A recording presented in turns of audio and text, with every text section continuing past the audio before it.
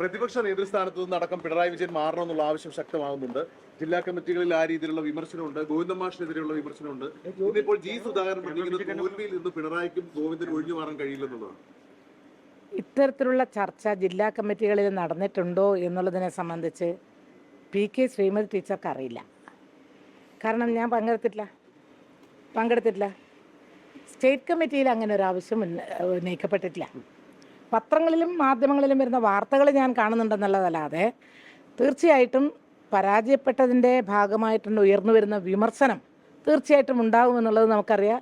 നമുക്ക് തീർച്ചയായിട്ടും അത് നമ്മൾ പ്രതീക്ഷിക്കുന്നുമുണ്ട്, വിമർശനം ഉണ്ടാകും എന്നല്ലാതെ ഒരു വ്യക്തിയെ കേന്ദ്രീകരിച്ചുകൊണ്ടുള്ള വിമർശനം എത്രത്തോളം വന്നിട്ടുണ്ടെന്നുള്ളത് കൃത്യമായിട്ട് അറിയണമെങ്കിൽ ഇനിയിപ്പം ഞങ്ങളെ പാർട്ടി ഞങ്ങൾ പരിശോധന നടത്തുമെന്ന് നേതൃത്വം പറഞ്ഞു കഴിഞ്ഞു.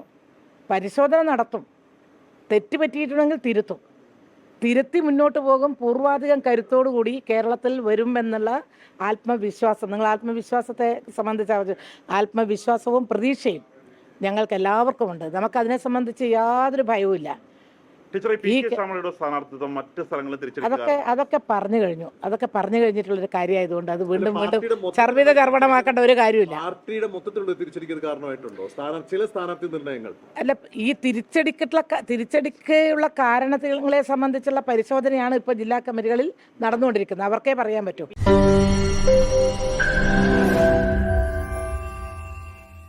ലോകത്തെവിടെയായാലും ഏത് സമയത്തും 24 വാർത്തകളും ഓഗ്മെന്റഡ് റിയാലിറ്റി പാക്കേജുകളും എക്സ്പ്ലെയിനറുകളും വിശദമായി കാണാൻ ഞങ്ങളുടെ യൂട്യൂബ് ചാനൽ നിങ്ങൾക്ക് സബ്സ്ക്രൈബ് ചെയ്യാം.